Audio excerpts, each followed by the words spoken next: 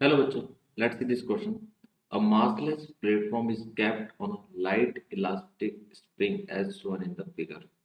When a particle of mass 0.1 kg is dropped on the pan from a height of 0.24 meter, the particle strikes the pan and the spring is compressed by 0.01 meter.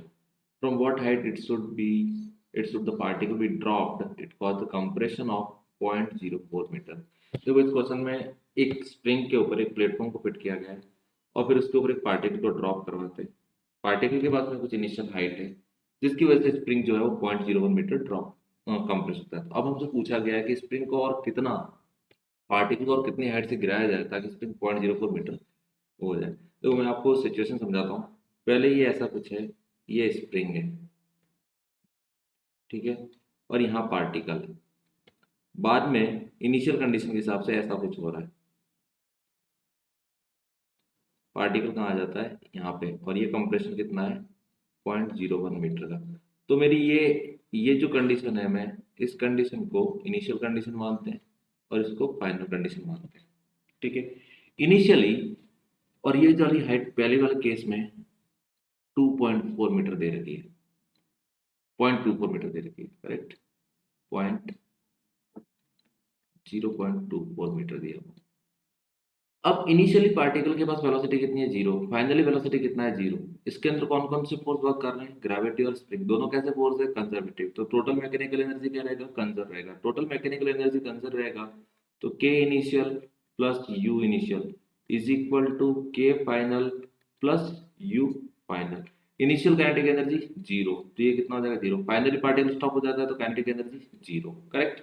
अब देखो, अब ये यदि हमारी final position है तो initially जो particle की हाइट है वो टोटल कितनी है, 2.24 मीटर प्लस 0.01 मीटर। तो उसके पास पोटेंशियल एनर्जी कितना हो जाएगा, मास उसका m इंटू जी, और टोटल पोटेंशियल एनर्जी हो जाएगी 0.24 मीटर प्लस 0.01, करेक्ट। और फाइनल इनिशियली स्प्रिंग का कंप्रेशन कितना था, जीरो। फाइनली कंप्रेशन कितना है, 0.01 मीटर। तो ये हो जाएगा हाफ के इंटू 0.01 का स्क्वायर। ये इक्वेशन नंबर वन आ जाएगा। अब दूसरे केस में उन्होंने बोला है कि सेम पार्टिकल को, मतलब ये प्लेटफॉर्म है, ये स्प्रिंग है, पार्टिकल यहाँ पे h हाइट पे है, इसको कितनी हाइट से गिराया जाए कि अब की बार इसके अंदर जो कंप्रेशन होगा वो कंप्रेशन कितना आना चाहिए, 0.04 मीटर के बराबर आना चाहिए, ठीक है। Initially kinetic energy zero, final kinetic energy zero, initial potential energy कितना हो जाएगा इसके अंदर, ये आ जाएगा एम जी। टोटल हाइट हो जाएगी h प्लस 0.04 मीटर, और जो स्प्रिंग में कंप्रेशन आएगा वो हाफ इंटू के इंटू 0.04 मीटर का स्क्वायर।